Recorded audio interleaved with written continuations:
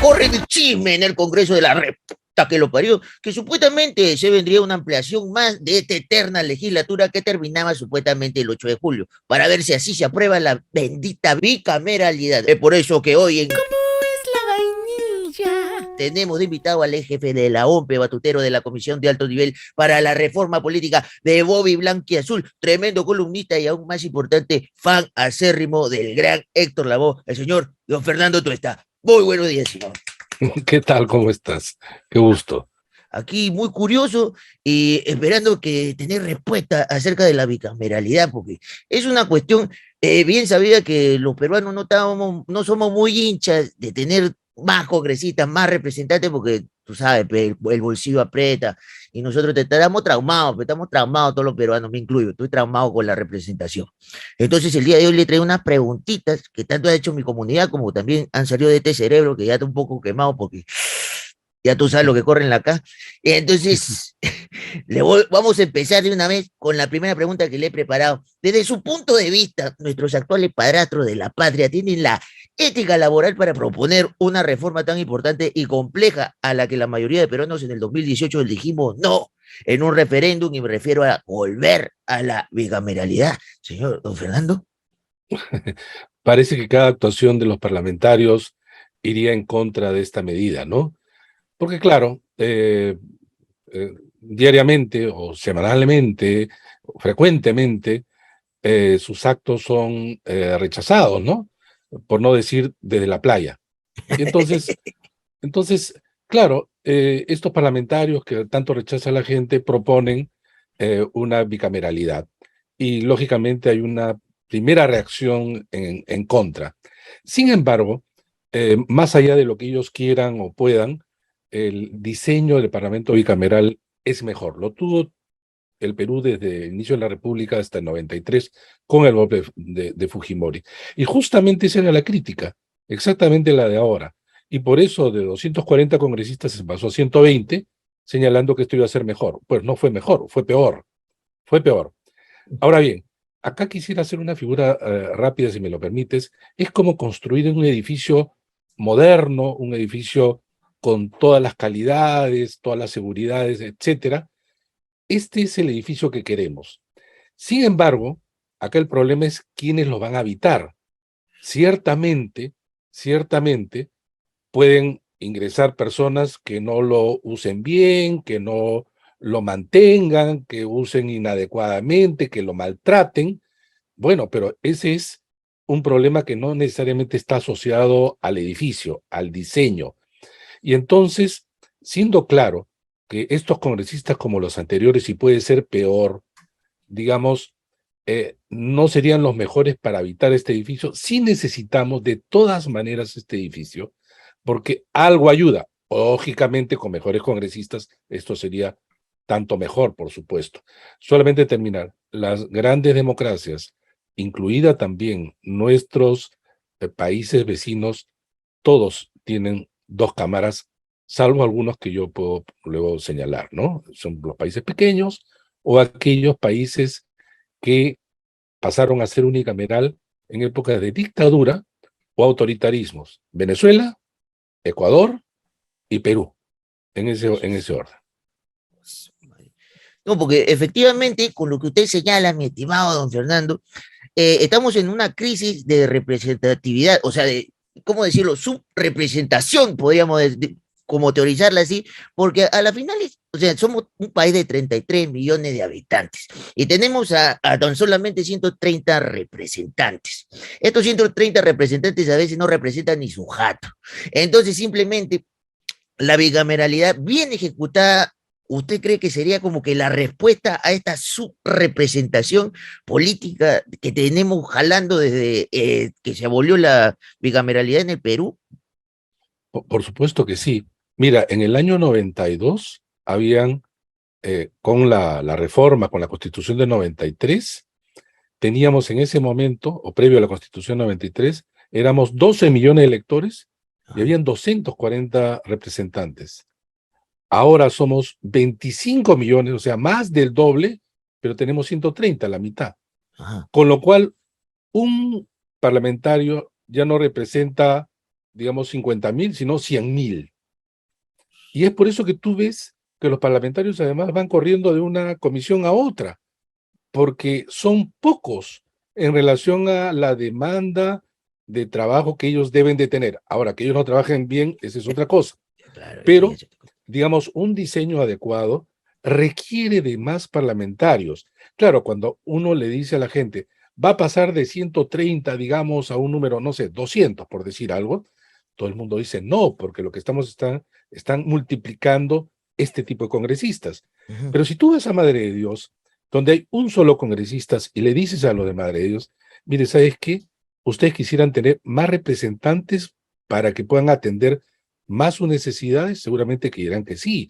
Probablemente el de Tacna le dirán, nosotros necesitamos más de 2, el de Tumbes también, y así sucesivamente. En Loreto apenas hay 4 de un extenso territorio y mucha gente. Pero claro, si la discusión se convierte en el total, la gente lo rechaza, pero si luego le dices a la gente, oye, mira, nosotros necesitamos algo más en su circunscripción, en su región, probablemente digan que sí. Eso por un lado. En segundo lugar, la bicameralidad te permite un equilibrio también entre cámaras y no hacemos que una sola cámara pueda tentar o realizar el abuso del poder porque ostenta una mayoría. Ajá. Una segunda cámara puede equilibrar eso. Y además las malas leyes que están frecuentemente hechas, una cámara revisora ayuda. Obviamente esto no cambia de la noche a la mañana este panorama desolador, pero algo ayuda. En todo caso, mejor de lo que tenemos. En Cortina podríamos, bueno, yo le entiendo más o menos así, como que el Perú es un Norquis, ¿no? Y tiene pocos mozos, pe. Entonces entra un montón de gente y nuestro padrastro de la patria vendrían a ser los mozos, y a veces los mozos terminan escupiéndote en la comida porque tampoco no tienen los recursos para atender lo que quiere el cliente, ¿no? La de alta demanda. Más o ¿Me, menos por ahí va la te idea, ¿no? parece? Sí, sí, sí, sí, pero te doy el símil, por ejemplo, imagínate que un centro de salud tiene 10 médicos y Ya. atienden, no sé, pues a 10.000 personas y lo atienden media hora, promedio, digamos, en el centro de salud de ¿no? una zona. Ajá. Y de repente le dicen, no vas a atender ahora 10.000, sino vas a atender 20.000, Pues, con el mismo número de médicos, y entonces de repente ya no te va a atender pues media hora, sino te va a atender la mitad, 15 minutos, 10 minutos. Ese mm, médico además no va a poder, por más bueno que sea, atender el de la calidad de vida. Bueno, entonces el número también importa, ajá. obviamente la calidad, pero en el caso este de los médicos, por más buenos médicos que tengan, no podrías atender adecuadamente. Y entonces esa es la discusión. El problema es que la discusión lo dan congresistas que obviamente se les ve la cara de ociosos, deseosos de tener esta bicameralidad para permanecer en el Congreso, cosa que Sí, un político en general no debiera tener problemas porque los políticos obviamente hacen política. claro. Pero ¿quiénes eligen a los políticos? Este Congreso lo han elegido los ecuatorianos, chilenos, bolivianos en venganza nuestra, no, lo hemos elegido nosotros. Asumamos también la responsabilidad de quienes tenemos, obviamente, el derecho de votar, ¿no? Claro, es algo bien curioso porque a mí me resulta, por decirlo chistoso, que el mismo Fujimorismo, que se bajó la bicameralidad en su constitución del 93, constitución que ni ellos respetan, ahora sea uno de los promotores de volver al sistema que ellos abolieron. O sea, acá tengo una gran pregunta, que es ¿lo hacen como para no quedarse de hambre cuando se queden sin chamba? O no sé, ¿usted cree que hay algún tipo de convicción en aquella mazamorra ideológica que conocemos como el Fujimorismo y sus satélites que profesan la democracia que el Perú necesita? Mira, pueden haber ambas cosas, porque en realidad esta es otra nueva generación de fujimoristas. Ajá. No es la de los 90 y que tuvo, bueno, salvo algunos, que muy pocos en realidad quedan, digamos, no están abrazadas a esta Biblia de ellos, inicialmente la Constitución de 93, y están dispuestos a cambiar artículos varios, ¿no? Ahora, los Ajá. políticos, y esto hay que entenderlo, siempre tienen intereses. El problema es qué intereses tienen, pero que el político en general quiera seguir siendo congresista es algo natural. Aquí, en Estados Unidos, en Francia o en cualquier sitio. En cualquier sitio. Entonces, claro, porque hacen carrera política. Y eso no está mal. Al contrario, muchas veces lo que está mal es aquellos que critican estando fuera de la política y cuando llegan lo hacen peor. Porque no es fácil Claro. hacer política. No es fácil hacer política. La inexperiencia, digamos, es un elemento terriblemente negativo en la política. Bueno, lo vemos del presidente de la República ahora. Desde el Sí, presidente de la República. No queremos y no debemos de tener entonces parlamentarios inexpertos, donde tú ves que no saben qué hacer y muchas veces lo que hacen, lo hacen mal, sí, trayendo además desde fuera de la política todos los prejuicios, todas las taras, y por no decir mucho de sus cuestionables actos, ¿no? claro, su costumbre, pe, así como que presuntamente Mala son mis costumbre, colegas. mala Ah, costumbre de la mala educación, sí, dirían, pues. ¿no? Bueno, tiene razón, pe, también. Tendría que haber una reeducación de nuestros congresistas y también una reeducación de todos nosotros, ¿no? Para poder. Pero mira tú, al presidente de la Comisión de Educación y todos los que son miembros de esa comisión en contra de la reforma universitaria, Ah, en contra del SUNEDU, sí, en contra de la calidad, muy emparentados con esto que hacen negocio y negocios cuestionables, estas universidades que han sido no licenciadas o que son no licenciadas. Tú escuchas a ellos, o sea, tú te das cuenta la poca formación que tienen, ¿no? sí, Y sin claro. embargo, ellos son los que están haciendo daño a la educación en general. Esto lo vamos a ver en adelante, unos años por delante, lastimosamente. Lastimosamente, ¿verdad? Un miembro de mi humilde secta narcosatánica, Edad Leiva, le quiere preguntar, porque también le... Don Fernando, ¿qué tal? ¿Qué piensa de la decisión del Congreso de la República que lo parió respecto a la condición de organismos autónomos de RENIEC, OMPE y Jurado Nacional de Elecciones? Creo que Acanga se refiere a que al dictamen de la Comisión de la Constitución Sí. que permite a nuestro padrastro de la patria que acuse constitucionalmente a los jefes de la OMPE, la RENIEC, Jurado Nacional de Elecciones, tarea que ahorita tiene la Junta Nacional de Justicia, pero acá el balance de poderes no es algo que le vacile a nuestros congresistas, nuestro padrastro de la Es, patria. es de los peores artículos del dictamen. O sea, coincidiendo yo en que es importante la bicameralidad, Ajá. ese dictamen tiene obviamente artículos que son peligrosos y cuestionables. Uno de ellos es el que justamente hace hincapié en la pregunta. De ninguna manera debieran estar incursos las autoridades, los organismos electorales, porque en realidad el Congreso sigue, o muchos en el Congreso siguen con la idea de que hubo fraude en 2021, que los organismos electorales son responsables de una elección donde nació este gobierno, lo Ajá. cual no solamente no es cierto, sino que no corresponde de ninguna manera a la realidad, y entonces quieren incorporar a las autoridades electorales en este grupo de autoridades en los cuales sí se les puede acusar constitucionalmente. Imagínense ustedes, en cada elección estoy seguro que los sentarían en el banquillo los acusados a las autoridades electorales. Lamentablemente se ha hecho un enorme daño a las instituciones y al sistema democrático peruano con toda esta campaña sobre un supuesto fraude y que mucha gente se lo ha creído y lo asume. Y ahora espero equivocarme en adelante. Cualquiera que no le guste una decisión de los organismos electorales siempre va a decir fraude. Y hay un terreno ya fértil para eso, ¿no? Si es que Mm, no gano, es fraude. Y fraude. si gano, a pesar del fraude, Claro. ¿no? Es instalado de manera terrible. Pero además, quieren los congresistas, que son parte, son los jugadores de la competencia, por el poder luego evaluar al árbitro. Oye, imagínate, esto no se da en ninguna parte, ¿no? Claro. Efectivamente, como tú bien lo has señalado, ya hay instituciones que se encargan del control, como que existen para todas las instituciones del Estado. En este caso, la Junta Nacional de Justicia, por Justicia. supuesto. Ah, sí, pe, están a lo Donald Trump. Esa es una mala, Ese es siempre nos Donald Trump. copiamos, sí, pe, y cada vez que no gana, todo el fraude, no se rata, pe, mi Y estimado. miren a usted lo que está haciendo Bolsonaro en Brasil. Ah, Hace tiempo también. estaba hablando exactamente lo mismo, como acá un sector también desde antes de la elección y prosigue pues hasta ahora. No han entregado ninguna evidencia sólida y muy por el contrario, y a pesar de eso, siguen con lo mismo.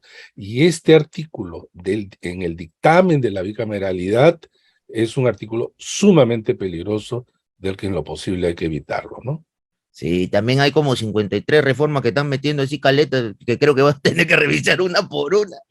Bueno, Mira, en realidad de los 51 artículos, hay algunos que son más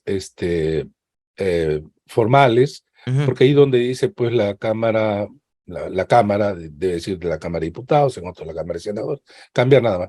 Pero sí hay un núcleo sustantivo, ¿no? De los que hay que discutir entre ellos justamente aquel de la acusación constitucional a las autoridades de los organismos electorales. Ah, sí. Acá tenemos otro feligrés, otro de mi culto pagano, que es Perú Paltea, que le pregunta a don Fernando, ¿hay alguna forma de obligar a los padrastros de la patria y a otros políticos a ser democráticos? Obligar, esa palabra. No, no, no hay manera en realidad. Va a depender de nosotros al elegir. Y en Ah, ese sentido, creo que es sumamente importante señalar lo siguiente. Muchos peruanos, un sector muy importante, rechaza la política, no quiere saber nada de los asuntos públicos, dicen todos son iguales, todos son corruptos, ya no quiero leer nada, no quiero ver los noticieros, me aparto, me dedico a mi familia, a mi trabajo, yo veré cómo salgo de esto. Pero esas personas en realidad son mucho más vulnerables a la desinformación, a los fakes. En el momento de votar no saben quién es quién o saben poco, no están enterados de las situaciones y digo, son vulnerables. Ese es un sector, al contrario, apetecible para un político populista. Un político populista va a ofrecer de todo, va además construir su lenguaje de la manera como justamente este sector quiere escuchar, ¿no? Agresivo probablemente, muy demagógico, por cierto, pero es justamente peligroso. No es que a nosotros nos guste y estamos pues, imaginarás, seducidos y atraídos por la política tan terrible como es la nuestra, ah, pero mientras más conozcas, más estás informado, estarás en mejores condiciones de tomar decisiones. Y eso es sumamente importante.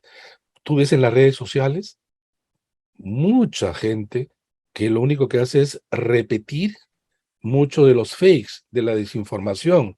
Digamos, se colocan en modo Willax a cada rato, ¿no? Y entonces repiten y repiten y repiten sin tomarse el trabajo de preguntar, de cuestionar, ¿no? Eso parece que sería una exigencia, un ejercicio mental extremadamente forzado, ¿no?